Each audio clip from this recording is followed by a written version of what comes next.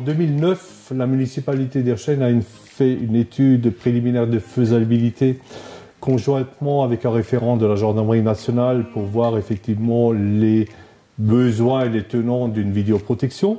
Une première phase en 2010 avec une trentaine de caméras qui ont été installées.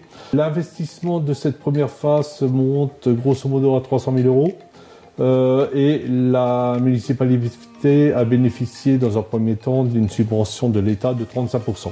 Cette première phase s'est suivie par une deuxième dans la foulée avec une quinzaine de caméras supplémentaires, 60 sites protégés sur Irsching qui représentent environ une centaine de vues.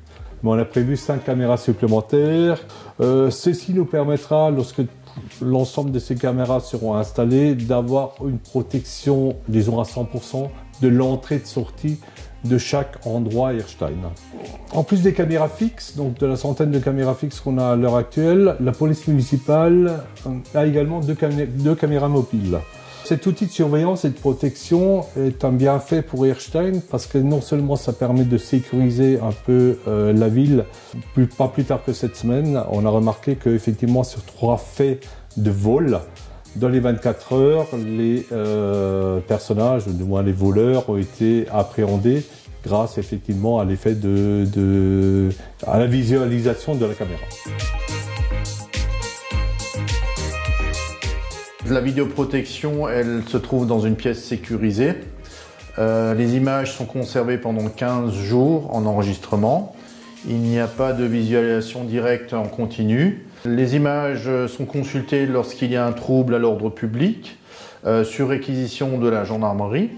Comme l'avait dit M. Raoul, on a une centaine de vues, également 2 caméras mobiles où on les déplace par rapport à des troubles, des incivilités, déjections canines, rassemblements, troubles en soirée. La gendarmerie à peu près demande une quarantaine d'exports de vidéos sous réquisition judiciaire.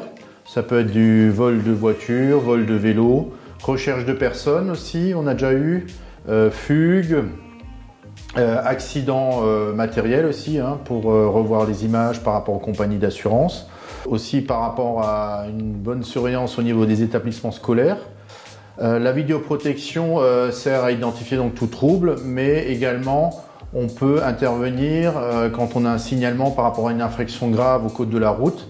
Je donne un exemple, un automobiliste qui ne respecte pas un piéton qui traverse sur un passage piéton, on peut refaire une relecture pour après procéder à la verbalisation par voie électronique. On a également des caméras sur d'autres sites avec des partenariats.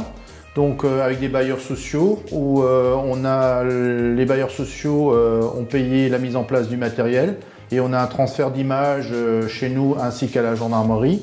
On a également un partenariat avec la communauté de communes sur des sites comme la déchetterie quand il y a des incivilités ou des dépôts sauvages qui sont effectués pour identifier les auteurs. Également un partenariat avec la communauté de communes et la région pour le parking aérien à la gare.